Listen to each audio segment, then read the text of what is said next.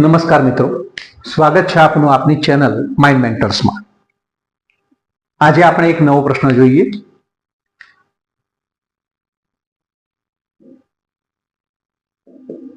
Hydrocarbon સંયોજનો એટલે શું? તેનું વર્ગીકરણ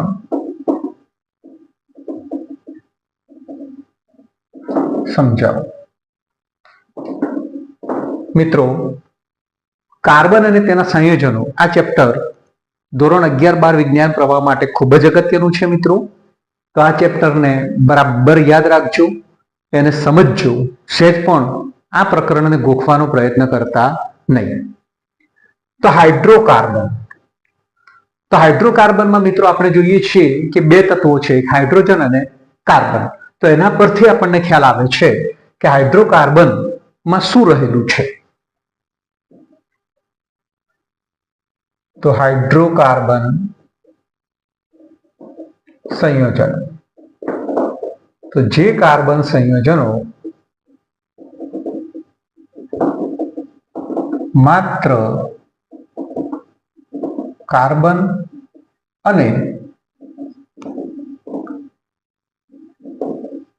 હાઇડ્રોજન ધરાવે છે તેને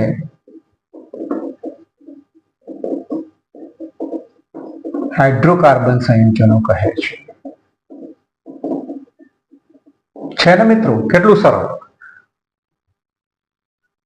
પ્રશ્ન બરાબર સમજી લેશો તો એમાં તમને જવાબની ઘણી બધી માહિતી મળી જશે। તો હાઇડ્રોકાર્બન, તો જેમાં કાર્બન અને હાઇડ્રોજન રહેલા છે એવા જે સંયોજનો છે એને આપણે શું કહીશું? હાઇડ્રોકાર્બન સંયોજનો કહે છે। તેનું વર્ગીકરણ આપણે સમજવું છે। તો હાઇડ્રોકાર્બન સંયોજનો, હાઇડ્રોકાર્બન સંયોજનોનું વર્ગીકરણ અહીંયા બે રીતે થાય છે। એક છે સંતૃપ્ત હાઇડ્રોકાર્બન સંયોજનો અને બીજું છે અસંતૃપ્ત હાઇડ્રોકાર્બન સંયોજનો। તો મિત્રો, હવે અહીંયા પ્રશ્ન થાય છે કે સંતૃપ્ત અને અસંતૃપ્ત એટલે શું? તો પહેલા સંતૃપ્ત જોઈ લઈએ આપણે કે સંતૃપ્ત હાઇડ્રોકાર્બન સંયોજનો કોને કહેવામાં આવે છે। તો મિત્રો, જે સંયોજનો ટૂંકમાં કાર્બનની સંયોજકતા પરિપૂર્ણ કરતા હોય, કાર્બન પાસે દરેક એકલ બંધ હોય, તો એ બધા જે સંયોજનો છે સંતૃપ્ત હાઇડ્રોકાર્બન સંયોજનો કહેવાય છે। એક સામાન્ય ઉદાહરણ દ્વારા સમજીએ આપણે કે સંતૃપ્ત કોને કહીશું અને અસંતૃપ્ત કોને કહીશું। તો પાણીમાં 1 ચમચી મીઠું નાખી તેને સ્ટરર કરવામાં આવે તો પાણી સંપૂર્ણ ઓગળી જાય છે।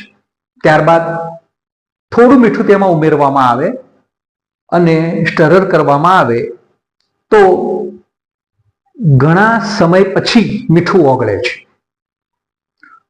ત્યારબાદ તેમાં થોડા દાણા મીઠાના ઉમેરવામાં આવે તો મીઠું ઓગળતું નથી। આ પાણીને જો ગરમ કરવામાં આવે તો તે મીઠું ઓગળી જાય છે, પરંતુ ગરમ કર્યા બાદ હવે તે પાણીમાં મીઠાના થોડા કણો નાખીશું તો પણ ઓગળતા નથી। ત્યારે તે મીઠાનું દ્રાવણ એ સંતૃપ્ત દ્રાવણ થયું છે તેમ કહેવાય। અને જો એમાં હજુ પણ જો મીઠું ઓગળે તો સમજવાનું કે દ્રાવણ હજુ પણ અસંતૃપ્ત છે તેમ કહેવાય। તો મિત્રો, આ ઉદાહરણ દ્વારા તમને સંતૃપ્ત અને અસંતૃપ્તનો ખ્યાલ આવી ગયો છે। તો સંતૃપ્ત હાઇડ્રોકાર્બનમાં કોનો સમાવેશ થાય છે? તો આલ્કેન સંયોજનો છે બધા, એમનો સમાવેશ સંતૃપ્ત હાઇડ્રોકાર્બનમાં થાય છે। જ્યારે અસંતૃપ્તની અંદર આલ્કિન સંયોજનો તથા આલ્કાઇન સંયોજનો નો સમાવેશ થાય છે। આલ્કેન સંયોજનો, આલ્કીન અને આલ્કાઇન સંયોજનો કોને કહેવામાં આવે છે આગળ આપણે વિસ્તૃત ભણીશું, એનો અભ્યાસ કરીશું. આલ્કેન સંયોજનો, તો આલ્કેન સંયોજનોનું સામાન્ય સૂત્ર છે CnH2n+2. કઈ રીતે બને છે આગળના વિડીયોમાં આપણે સમજાવીશું. આલ્કીન સંયોજનો કે જેમનું સામાન્ય સૂત્ર છે CnH2n, આલ્કાઇન સંયોજનો કે જેમનું સામાન્ય સૂત્ર છે CnH2n-2. તો મિત્રો આ એમના સામાન્ય સૂત્રો તમારે યાદ રાખવાના છે. ઘણી વખત બોર્ડની એક્ઝામમાં એમના સામાન્ય સૂત્રો પૂછાશે અને સામાન્ય સૂત્ર પરથી કાર્બન પરમાણુની સંખ્યાને આધારે અન્ય અણુસૂત્રો પણ પૂછવામાં આવે છે. જે તમને આ સૂત્ર આવડશે તો એ ઝડપથી તમને ટૂંકા જવાબો આના પરથી આવડી જશે. હવે આલ્કેન સંયોજનો કોને કહે છે? તો આલ્કેન સંયોજનો તો જે હાઇડ્રોકાર્બન સંયોજનોમાં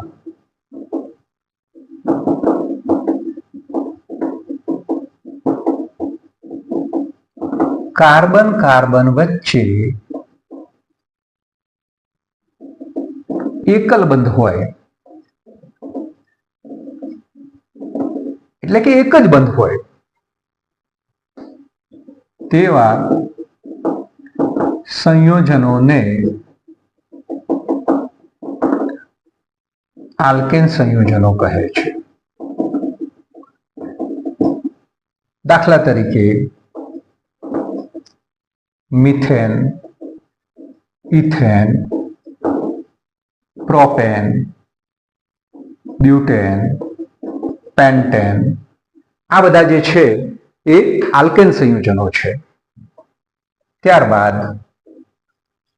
આલ્કીન સંયોજનો, તો આલ્કીન સંયોજનો કોને કહે છે મિત્રો? તો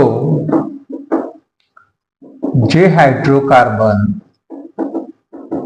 સંયોજનોમાં કાર્બન કાર્બન વચ્ચે એક અથવા એકથી વધુ દ્વિબંધ આવેલા હોય તેવા સંયોજનોને આલ્કીન સંયોજનો કહે છે.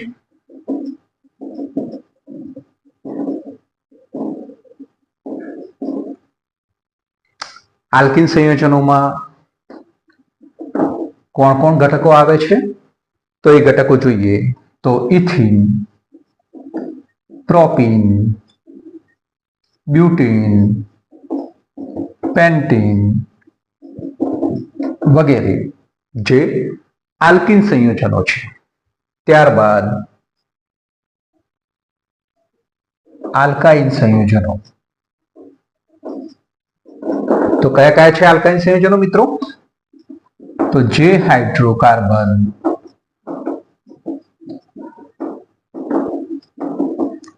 સંયોજનોમાં કાર્બન કાર્બન વચ્ચે એક અથવા એકથી વધુ ત્રિબંધ આવેલા હોય તેવા સંયોજનોને આલ્કાઇન સંયોજનો કહે છે. એમાં કોનો સમાવેશ થાય છે મિત્રો? તો દાખલા તરીકે ઇથાઇન, પ્રોપાઇન, બ્યુટાઇન, પેન્ટાઇન વગેરે આ બધા જે સંયોજનો છે એ આલ્કાઇન સંયોજનો છે. તો મિત્રો આ પ્રશ્ન પણ ખૂબ અગત્યનો છે. ફરીથી એક વખત જોઈ લઈએ આપણે કે હાઇડ્રોકાર્બન સંયોજનો એટલે શું? તો જે કાર્બન સંયોજનો માત્ર કાર્બન અને હાઇડ્રોજન આ બે જ ઘટકો ધરાવતા હોય એવા સંયોજનોને હાઇડ્રોકાર્બન સંયોજનો તરીકે ઓળખવામાં આવે છે. એનું વર્ગીકરણ કરીએ તો સંતૃપ્ત હાઇડ્રોકાર્બન અને અસંતૃપ્ત હાઇડ્રોકાર્બન. સંતૃપ્ત હાઇડ્રોકાર્બનમાં આલ્કેન અને અસંતૃપ્ત હાઇડ્રોકાર્બનમાં આલ્કીન અને આલ્કાઇનનો સમાવેશ થાય છે. આલ્કેનનું સામાન્ય સૂત્ર મિત્રો યાદ રાખજો CnH2n+2 છે અને આલ્કીનનું સામાન્ય સૂત્ર CnH2n છે, જ્યારે આલ્કાઇનનું સામાન્ય સૂત્ર CnH2n-2 છે. આલ્કેન સંયોજનો કોને કહેવામાં આવે છે? તો જે હાઇડ્રોકાર્બન સંયોજનોમાં કાર્બન કાર્બન વચ્ચે માત્ર એક જ બંધ રચાતો હોય તો તેવા જે સંયોજનો છે તેમને આલ્કેન સંયોજનો તરીકે ઓળખવામાં આવે છે. આલ્કીન સંયોજનો તો જે હાઇડ્રોકાર્બન સંયોજનોમાં કાર્બન કાર્બન વચ્ચે એક અથવા એકથી વધુ દ્વિબંધ રચાતા હોય અથવા આવેલા હોય તો તેવા સંયોજનોને આલ્કીન સંયોજનો તરીકે ઓળખવામાં આવે છે. આલ્કાઇન સંયોજનો તો જે હાઇડ્રોકાર્બન સંયોજનોમાં કાર્બન કાર્બન વચ્ચે એક અથવા એકથી વધુ ત્રિબંધ આવેલા હોય તેવા સંયોજનોને આલ્કાઇન સંયોજનો કહે છે. તો મિત્રો આપણે આલ્કેન, આલ્કીન અને આલ્કાઇન સંયોજનો વિશેની માહિતી મેળવી. મિત્રો હવે આ ઘટકો છે મિથેન, ઇથેન, પ્રોપેન, બ્યુટેન, એની પ્રાથમિક આપણે સમજ આપી દઈએ કે આ જે ઘટકો છે એમના નામ કઈ રીતે બનતા હોય છે. તો મિત્રો ટૂંકમાં આપણે એને સમજાવી દઈએ કે ધોરણ 9 માં આપણે શીખી ગયા કે એક છે એને આપણે મોનો કહેતા, બે છે એને આપણે ડાય કહેતા, ત્રણ હોય એને આપણે ટ્રાય કહેતા, ચાર હોય તેને આપણે ટેટ્રા કહેતા, પાંચ હોય તેને આપણે પેન્ટા કહેતા, છ હોય તેને હેક્સા કહેતા, સાત હોય તેને હેપ્ટા કહેવામાં આવે છે, આઠ હોય તેને ઓક્ટા કહેવામાં આવે છે, 9 હોય તેને નેના કહેવામાં આવે છે અને 10 ને ડેકા તરીકે ઓળખવામાં આવે છે. આવું ધોરણ 9 ની અંદર આપણે શીખી ગયા. જેમ કે CO હોય તો આપણે એને કાર્બન મોનોક્સાઇડ કહીએ છીએ, એક જ ઓક્સિજન પરમાણુ છે એટલે કે કાર્બન મોનોક્સાઇડ. CO2 હોય પરમાણુ છે એટલા માટે આપણે એને કહીએ છીએ કાર્બન ડાયોક્સાઇડ. PCl3 અહીંયા ક્લોરીનના 3 પરમાણુ છે એટલા માટે આપણે એને કહીએ છીએ ફોસ્ફરસ ટ્રાયક્લોરાઇડ. CCl4 અહીંયા ક્લોરીનના 4 પરમાણુ છે એટલા માટે એને કહેવામાં આવે છે કાર્બન ટેટ્રાક્લોરાઇડ. PCl5 અહીંયા ક્લોરીનના 5 પરમાણુ છે એટલા માટે કહેવામાં આવે છે ફોસ્ફરસ પેન્ટાક્લોરાઇડ.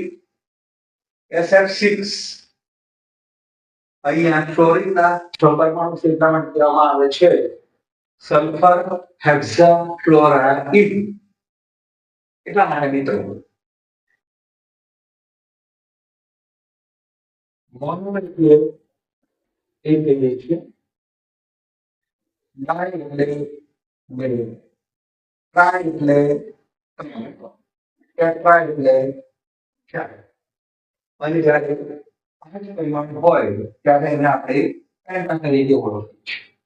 અને પેન્ટા પરથી આલ્કેનની અંદર આપણે જોયું કે n પ્રત્યય લાગે છે એટલા માટે પેન્ટા અને n પ્રત્યય એટલે કે પેન્ટેન.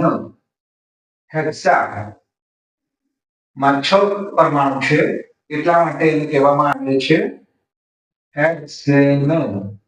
હેપ્ટામાં આ રીતે 7 પરમાણુ હોય છે એટલા માટે એને કહેવામાં આવે છે હેપ્ટેન. ઓક્ટામાં હોય છે એટલા માટે ઓક્ટેન. એ જ રીતે મિત્રો આલ્કીન સંયોજનોની અંદર ઇન પ્રત્યય લાગે છે એટલા માટે ઇથીન, પ્રોપીન, બ્યુટીન, પેન્ટીન, હેક્સીન. જ્યારે આલ્કાઇનની અંદર આઇન પ્રત્યય લાગે છે એટલા માટે કહેવામાં આવે છે ઇથાઇન, પ્રોપાઇન, બ્યુટાઇન, પેન્ટાઇન, હેક્સાઇન. તમને ખ્યાલ આવી ગયો છે કે આલ્કેન, આલ્કીન અને આલ્કાઇન માં જે ઘટકો છે એનું નામકરણ કઈ રીતે થાય છે?